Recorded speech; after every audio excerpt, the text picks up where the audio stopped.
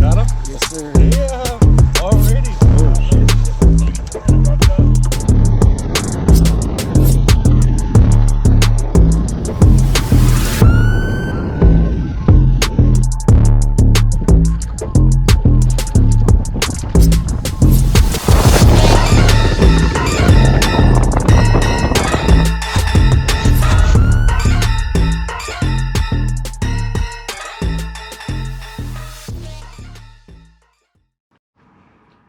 Hey, what's good, everybody? Welcome to Fishing with Skyers. I've never said that in any of my videos, but maybe I'll start doing that. What do we talk about here? Shit, we talk about everything. Fishing, mental health, anxiety, all the problems, and all the crazy shit that happens to me at the boat ramp. It has been 2 months, maybe 3 months since I did a video. And it's mainly because I just been busy, so a lot has happened. Nothing really bad. A couple of good things, which was pretty cool. But we are gonna go way back to about April. But before I do that, a couple people I want to shout out. Buddy West got a business. It's called A Touch Above Detailing. I'll probably leave the link in the description when I air this video. Good buddy of mine does really good work, and he's just getting started. So hopefully some of the people that watch this, they need their car cleaned, their truck, or whatever, and we can give my buddy Wes some business. But he's a dude that's been around the entire time I've been fishing, and he supports me. And damn, I'm trying to support him, man, because he's a big part of what I'm doing right now. Next thing, I got some new shirts, UV shirts that I never really had heard of. Company's called Aquaflage. They're associated with Wu Tungsten. So when you get the little pro staff thing with them, they give you one for Aquaflage. So I was like, okay, cool. Let me go ahead and check out what the discounts were and how much the shirts were and how they fit. It's actually a pretty quality shirt. Fits pretty well. I really don't have any neck, so it's a little tight around the neck, which I actually like. Some people might not like it, but this is only one type. They have so many on there. But Aquaflage, good shirts. I guess we'll go back to April. I got my first tournament win at Lake McClure in April, and I'll post a little cheesy pictures somewhere, probably at the top or whatever.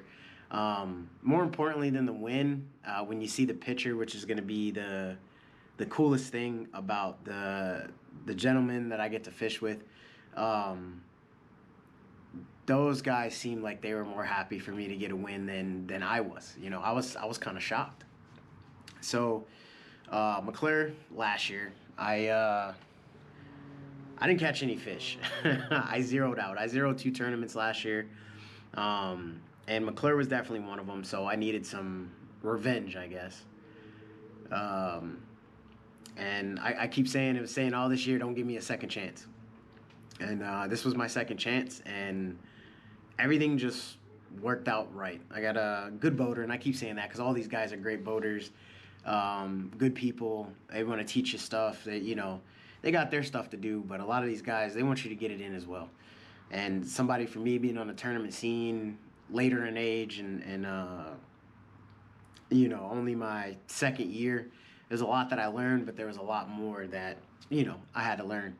But I got a good boater, and when we got there, I go down, I smell the water for some reason. I don't know if it helps, it doesn't help, whatever, but that's my my ritual. Rituals are important. And temperature was not that bad. Most of our tournaments this year, it rained, hailed, and it was cold for, I think Millerton was like that. Pine Flat was okay, but Bass Lake was 30-something degrees. And then McClure looked like it was just going to be a good day. And it was like that right after blast off. And then about 30 minutes after blast off, the typical shit happened. Started raining, high winds, big wakes, just god awful situation to fish in. But from the previous year and And this year, you know, you kind of just whatever, you're used to it. Make sure you got good rain gear. You know, that's what it is. So I had been fishing Pine Flat a lot, and Pine Flat for me is probably one of my favorite lakes in my area for the simple fact that if you're gonna try something or you want to try a new bait or something like that, those spotted bass are very aggressive, and if you're on them, you're on them. They're not very big. Most of them are a lot at the same time, but boy, do they fight. Um, so I got to fish a lot of clear um, water, right? So for some reason, I've become obsessed with like elevation, right? So the elevation of Pine Flat is, I want to say it's 865 feet, something like that. Whereas what I'm normally fishing is Kauai. Kauai is 500 feet. Very tough to fish and almost always lightly stained water, you know, and you know a lot of pressure. So I started doing my research on the lake and stuff like that, and for me, what I enjoy fishing rocks. And there's different type of rock. There's chunk rock, slate rock. You got cobblestone. You got all kinds of other stuff. They all have their different colors, their different sections, and different patches. But more importantly, why I like fishing rocks is, again, you see me or you hear me say it in a lot of my other videos, haptic feedback, right? And it's basically haptic feedback. It's like, you know, when you touch your phone, you know, and it vibrates when you touch your phone and stuff like that. That's haptic feedback. And where I'm at in my, you know, my fishing career, I guess, is I need to be able to feel everything, whether that be a bait vibrating or a weight scraping across something, because otherwise I don't feel like I'm doing anything, and then I start to get kind of frustrated, which I've gotten better with this year. But Pine Flat was the lake that I had been going to religiously, and I kept saying McClure is Pine Flat. And the reason I was saying that is because elevation is the same. The only difference between Pine Flat in terms of rock structure that's different from McClure is that McClure has slate rock. I'm not a huge fan of slate rock because if anybody fishing rocks, man, slate rock, you get snagged up quite a bit. More than you would on regular rock. You still get snagged, but whatever. And I was going to go pre-fish that tournament, you know, practice, put the time in and stuff like that. And something happened where we didn't get a chance to go. So I just fished Pine Flat that week prior to, and went out there and did my thing. So we get out there probably in the first 15 minutes. I catch a fish. It's not scoreable. It's probably like 12 inches. We gotta have them 13 inches, and the measurement is mouth open, swing the tail, right? And wasn't there, but I caught one in, you know, the first 15 to 20 minutes, something like that, on a swim bait, because my boater was burning the bank with an A rig, I believe. So it's something that I've kind of learned is like if they're burning, if I don't want to run a crankbait or a jerk bait or I want to stay ahead of the boat, I just run a swim bait. I had to kind of learn the swim bait thing because the swim bait doesn't have very much haptic feedback. So I let it drop to the bottom, pop it up twice, and then I start rolling it. And a lot of time they hit it on the run, and it's pretty good. So it's a lot of time that's how I've been starting my stuff. So I get that fish, and I'm like, already better than last year. I didn't catch 0 fish, but I don't want to go in with 0. That's the next goal. And, you know, we start fishing. So while he's doing the A-rig thing and the moving bait and covering water, I'm going ahead and I'm doing it with the swim bait. So swim bait's not really yielding any results for me at the time. So I start throwing a juice. And that's the small Texas rig, and I'll go over that in this video, but I call it the juice. So anytime you hear me say, yo, where'd you catch them on? I say the juice. You'll know exactly what I'm talking about. But so we start rolling, and then we get to a certain area where we kind of slow down, so I start throwing the juice. I get my first keeper. So I was like, all right, cool. You know, at least I ain't going in with nothing. And so we keep fishing. We go to a couple of areas. I keep throwing the juice. Then the juice kind of dies out. Now, previous, I would kind of like, especially I was like this with the drop shot. I'll run the drop shot all day because they were biting it. And you don't want to, like in your mind, I guess, risk using something else and wasting time that you don't have confidence in, or you don't have confidence in at that particular time. But as I'm continuing to develop, you think about the tournaments and the time that you have, because you're in the back of the boat. You have no control over where you're going. You have no control over boat positioning, but what you do have control over is the tools that you utilize and the time in which you do so. So, if you're working on your car and you need a 10 millimeter socket, but then it switches to an 8 millimeter socket, you're not going to keep trying to use that 10 millimeter socket on an 8 millimeter bolt. It's not going to work out for you too well. Maybe if you squeeze it or hit it at an angle or something like that, you might be able to get it off. It's not impossible, but it's not statistically efficient, right? And now I approach a lot of these things with timing, having my gear available so that I can employ the correct tool in the correct scenario, or what I believe is the correct scenario for what I have learned so far. So I end up switching back to the swim bait. We get past this area. I let it drop, pop it up a couple times, swim it. Gigantic fish hits it. I'm wheeling it in, and it comes off. And I'm like, damn, that sucks. I was like, that sucks. So whatever, we get past another part, because there's a weird transition between rock, there was grass, it was shallow and deep, from what I could see. A lot of time they turn off the main graph, basically say battery power. A lot of them are not being mean, they don't want you to see stuff. It's nothing like that. It's battery power. They say battery because they got to run live wells and all that other stuff. One of those graphs has to go off. So we pass another transition like that, and I take the swim bait and I drop it down. But what happens is I get like a tiny little bird's nest that I have to pull out real fast before I get hung up because he's moving forward. I pull it up, I reel it, there's tension on my line. I start feeling bites, I set the hook, and I pull it in. As I'm pulling it in, I'm like, oh, this must be another small one. I didn't feel any head shakes or anything like that to be like, okay, now it's a small one. And probably about 5 feet away from the boat, it jumps. And when a fish jumps out of water, there's, you just hire the percentage that you're going to lose them type stuff. So you got to keep them down or turn them, something.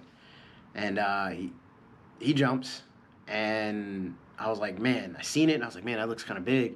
And then I get it to the boat. Mind you, I have, and I'll show you the setup for that, I usually run a 15-pound braid to 6 or 8 pound test. And at the time I have 8-pound test on, and it starts running. And I usually crank my drag up on my bait casters pretty high. And then if it gets super crazy, I'll either let some out with the thumb or I'll click it down as necessary. And I don't always fight the fish the way that I'm supposed to. That's probably why I lose them. But, man, it starts going. And then it comes up, it tries to jump again. I push it down, and then it turns to the side. I'm like, oh, my God, this is huge. And my boater, he gets it in. We net it, get it in there. And I don't measure or weigh any of my fish until, like, I have to cull or something like that, which doesn't happen very often. And it was pretty big. And at this point, I'm pretty much satisfied with the day. You know what I mean? I'm like, oh, well, hey, I caught some stuff. I caught a good one. I'm good for the day, which in a way just kind of made me relax. And then, I get another one. And on the third one, what happened is I caught that fish, and he spit up a crawfish. And normal color for now is like an orange and like a watermelony green pumpkin. And so I switched from the juice, which is a whole ensemble, but it's specifically one color worm that I use, which I'll share with you. I probably shouldn't, but I'm going to share it with you. And I switched to a set of worms that I had gotten at a tackle shop in Fresno. I believe it's called Fresno Bait and Tackle. They sell these worms called Pro Worms. And there's one of them, I don't have any to show you today, but it has an orange core shot on it. It's a flat worm. I can't remember the color. Once I figure it out, maybe I'll put it in another video. But I was like, okay, I'm going to take the juice off, and I'm going to go ahead and put this core shot flat worm on. And you see where I'm going with this. Like, I was picking tools out of my toolbox, and everything was just lining up correctly. Good timing. And I put it on, and I get my fourth, and it's a decent size. And then I don't catch another fish until 1:30, 1:45. And I remember turning over to my boater, because a lot of time I have trouble catching five, or five keepers anyway. And I said, hey, man, I got my five. And he was like, hell yeah. He was like, dude, I think you might have this one. And I'm like, nah, dude, if I did good, everybody did good. You know what I'm saying? My mentality, I guess, which is a bad mentality. But I was like, nah, if I did good, everybody did good. And you got to think in Region 2, every one of those co-anglers and anglers, they're hammers, dude. And I'm just getting started in that, learning from these guys. And these guys have been doing it for a minute, and they're good. They're very, very good. So it's hard for me to believe at this time that I got enough weight to get in the top 3, let alone win the tournament, right? And it was crazy, man. So we get in there, we get the fish out. I don't use my damn cull tag, so it's kind of hard to fit. You see me looking stupid trying to fish down in there and grab them, and they're spiking me and nipping on me, and I'm just like whatever. So I look like a dumbass trying to put my stuff in a bag. But I get it in a bag. I haven't weighed any of my fish. I don't know what my total is. I don't even know how big my big fish is. I just know it had a big ass head on it. So I get to the scales, and 5 fish, 5 alive, big fish, 4.71. And I was like, oh, that's good. That's really good. For a bag total of 10.52. And I was like, oh man, maybe I got top 3 or something. It's cool. I'm gonna get a check on this one. And they get everybody weighed in. They go through the thing, and then they start with number 3. And number 3, it's number 2 and number 3. It's between first and second place with these guys. Every year that I've fished, they're that damn good. And number 3, I'm not gonna say the name, but boom, I was like, oh shit, maybe I got 4th or something like that. Second name is usually the guy, and he was Angler of the Year 2 years in a row. They call his GoPro kicked off, but anyway, so they call his name. And then, there's one more name, and I'm like, damn, who could it have been? And then with a weight of 10.52, first place, Andrew Skyers. I said, oh shit, that's me.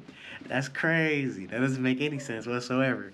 And it was pretty tight. I think I maybe like 3/4 of a pound or something like that, because the other weights were like a 9, 6 something, whatever, maybe a pound, something like that. That didn't matter to me. The fact that I won. The work that I was putting in, I was on point. The timing, everything matched up. And I had a boater that, man, every time I draw him out, I love going with him, because it's just a good time regardless of what happens. And he told me, man, your time is coming. And he was like, that's basically what it is. You go out, you fish, you do what you can, you learn. Sometimes you're on them, sometimes you're not. He's like, most of the time you ain't on them. He was like, but your time will come. And it was just weird, like, right after that, it happened. You know what I mean? It was a long drive. I called my brother first. Say, hey, bro, I won one, man. And talked to him about it. I was damn near in tears, man. And I guess that comes from the athletic side. You put in so much work. You hurt, especially from fighting. You hurt, missed days, just constant soreness, just like, yo, why am I doing this? What is the point to it actually coming out the way that it maybe should have, to let you know that you could put in all the work that you want, especially in this sport. It just might not be for you that day. And it's okay. You got to keep trucking. Before it to come out like that, it's like, damn, okay. So the work I'm putting in, it is doing something. How can I do more? What else do I need to learn? Do I need to step back? Do I need to chill out? And it was just wild. it was just a wild thing, man, and never thought it would happen. You know, as much as I put in, time I put in, as much obsession as I put into it, it's not just me. It's everybody that's doing this is putting in the hours. You know, putting in the work, learning this, learning that, going here, going there. Some people get it more than others, type stuff like that, but uh, doesn't necessarily mean you better or worse, man. You have pro anglers that'll go out and you know, they'll zero tournaments or just have a bad tournament. I'm not anywhere close to that, but you know, one loss or multiple losses or stuff not going the way that I'm thinking it should go should never detract from the goal that I have in mind for later on. In my mind, I'll get there. Will it ever happen? I guess we'll see. But yeah, Lake McClure tournament win. I got big fish in that tournament. 1-3, 1-5. I got like 4 checks. It was super cool. Almost didn't even cash them. I was just gonna hang them up. And my plaques that I got are still in the closet, man. I need to hang them up. I had a dude that it was his first year this year. It's ex-Marine, so we automatically clicked, you know, on the military side of the house. And I called him on the phone after the state championship, which I'll talk about in another video. Didn't do so hot there. And he's like, dude, you gotta hang those things up, man. And he was like, I was like, yeah, but you know, he's like, nah, bro. You gotta start acknowledging that kind of shit, man. You can't just ignore highlights because it wasn't as bright as you thought it should be. And I kind of took that to heart. So eventually I'm gonna go ahead and hang them up and be proud of them, because I am. You know what I mean? But somehow in my mind I feel like if I'm proud of them, maybe that situation, it just turned out that it was just easier, or I got lucky, or something like that. And that's something that I definitely need to change when it comes to mindset, how I approach things. Because I've done so many activities and different things where I've been at the top, I've been in the middle, I've been at the bottom, you know, and then I stopped doing it. Fishing is not gonna be one of those things. I can't see myself not fishing. You know what I'm saying? So, some of the gear that I used, we'll get into that real quick. 2 rods. I brought 8. I employed 3 rods. One was with a shaky head. I got a couple of bites, got snagged up, like I'm not retying it, which is another thing I gotta work on, because a lot of time I'll snap something off and I'm like, no, I'm not fucking retying that. I'm gonna throw something else until I'm not catching nothing for like an hour, and then I go ahead and retie, which is a huge waste of time. But 2 rods, 2 identical rods, 2 different techniques. So, try not to poke my eye out here.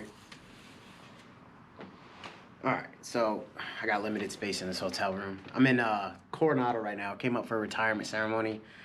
The homie Najee, one of the realest cats I ever seen do it in the military. And it's a long drive, super stressed. There's a lot of shit that goes into me traveling. And for me to be here, this was definitely worth all the crap that I had to go through getting up here and proceeding the entire month that I've had, which I'll explain in the next video. But yeah, man, it's good to see a brother, and I can actually call him that, for real life, finish a career and do things a little bit differently, as we should, because it's our, you know, that retirement, that's our day. It's for the family, but it's our day. We did something, you know. So I was up here for that.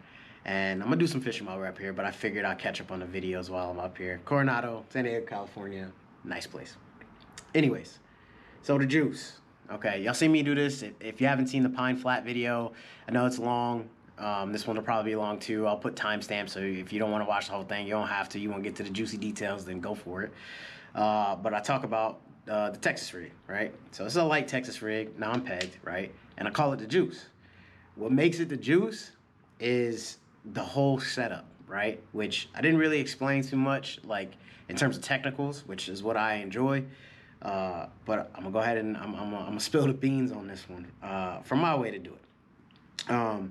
As you can see, it's on a bait caster, right? Most people out here will throw this on a spinning rod, as you should, because it is quite a bit easier to employ it, know when it's on the bottom. You're not guessing a lot. But this setup, the juice, like I said, is a Kistler Curios, and this is going to be all backwards or whatever. I'm not going to run it. I'll put the link in the description. But this is like their budget line rod, and I think they're selling them now for like 89 bucks. I got a handful of these, and this is the power in action is a light, medium, heavy, which throws a lot of people off. Like what the fuck is this? Medium, heavy? There's light, there's medium. The hell is a light, medium, heavy? So in the Kistler lineup, the light, medium, heavy is essentially a light tip. You're still gonna have a fast action, but it's a light tip, right? Still pretty stout. You're gonna have a medium backbone, so basically making it a medium rod, and then you have a heavy handle. And why does that matter? It matters because of a few things. One, it's a compromise between using maybe a medium spinning rod is what you would probably use it for, maybe even a shorter medium heavy. It just depends on how deep you're fishing or your style, how you feel things, or if you're on the front or the back of the boat. It takes that, it puts it to more of a, I guess, an accurate format for casting for me in terms of targeting, right? I can pay out the spool to get it to the bottom if I'm a little bit too far out, but mainly where it shines is in the hook set and pinning of the fish. So when they get this particular setup in their mouth, it's a light enough tip to where it already starts puncturing, right? You have a heavy backbone so that when you set the hook, you got that second stage and you got the heavy handle. So it's like when you know you got them, it's like you hit a brick wall and then you fight them in, but it still gives you the ability to use lighter line. So this one right here, it's a 10-pound Suffix braid, and I use high vis because a lot of time with the separated weight and stuff like that, it kind of falls like a free rig sometimes. They'll hit it on the drop, especially if they're up on the bank or something like that, and you might not feel it on the way down. You're talking to your buddy, whatever the hell, but your line starts jumping around, and I can't see very good as it is, but you get to see the high vis. Also, why I like to use high vis from the back of the boat is because in my first year, I was casting out with some braid, the dark stuff that I usually use, and my boater was throwing an A-rig, and he got caught up on my line. Fucked up his whole spool, just fucked the whole thing up, man. And I felt really bad about it. I like to be not even seen or heard in the back of the boat. I don't want to cast up front. The only time you're going to see me is if you call for the net. And a lot of time, if I see you fighting the fish type stuff like that, I don't drop my stuff and I grab the net. To me, it's a courtesy thing. It's a respect thing. And that's primarily what, I'm there for, other than to go ahead and compete and win myself. But I don't want to be in that dude's way or have a reason for him not to catch a fish or land a fish or something like that. So I'm ready, right? So I use high vis for those reasons. Now the rest of the idea of the juice, right? I use a 7-3-1 or a 7-1-1. Every now and then I'll use an 8-1-1, but 7-3-1 is kind of where you want to go in terms of gear ratio on the reel. This one's a Fluger President. Typically I'll use like a Kistler reel or Ardent reel, which are really, really good. But this was short time, so I was like, oh, I got to grab something real fast. I don't have time for it to come in, and then it just stuck. I like this Fluger President. It's a good low-budget reel. Works real fine. But the rest of the deal in there is the weight, at the hook, and the juice is legitimately just a green pumpkin Zoom finesse worm. I use different colors and stuff like that, but primarily I feel like this is the only color you need. That might change my mind in a couple years, but I don't know. But green pumpkin, clear water, dirty water, doesn't matter. It works. I like to use a flipping weight instead of a worm weight. Obviously non-pegged, like I said. And then the other part of the deal that's super important for me is a 1/0 Robo Worm rebar hook. And that in complete total is what I like to call the juice.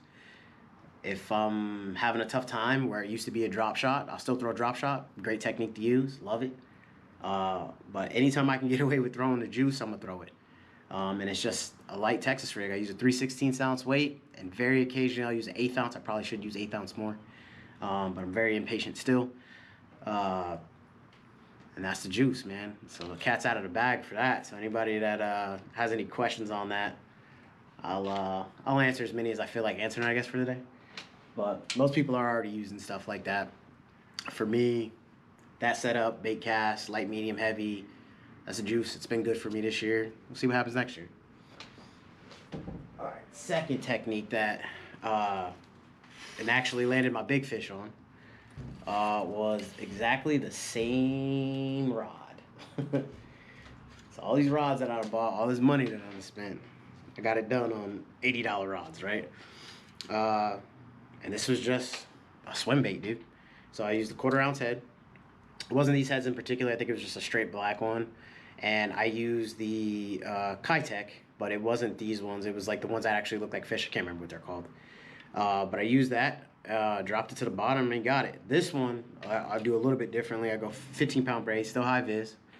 I'll use 8-pound leader.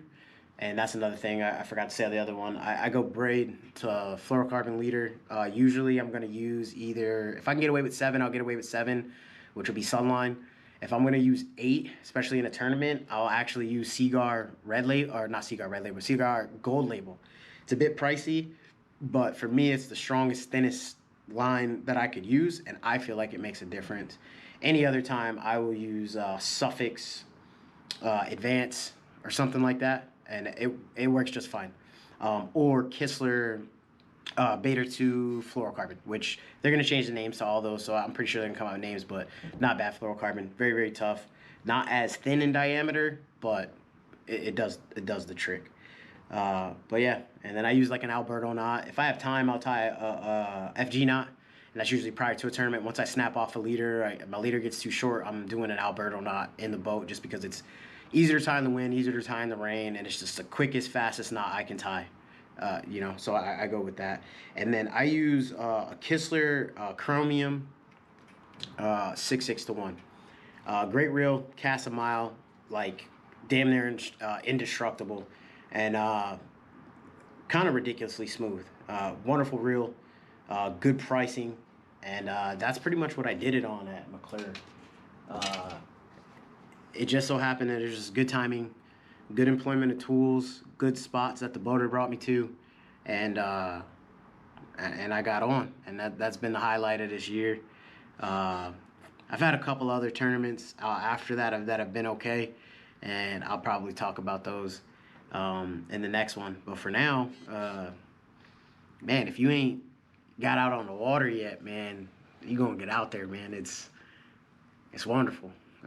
If you're in the Central Valley, it is a little hot and a bit treacherous even in the morning, but even for a couple hours or anything like that, and you don't even really need all the technical stuff that I talk about. I'm convinced with and kind of obsessed with technicals for my style of fishing. Rod actions, gear ratios, line, leaders, because that's what interests me other than catching the fish and stuff like that. There's plenty of people that are out there that are better fishermen than me that use less, and they do fine. Don't need all that stuff, but if you can get it, it's nice to have. And it's nice to at least know, you know.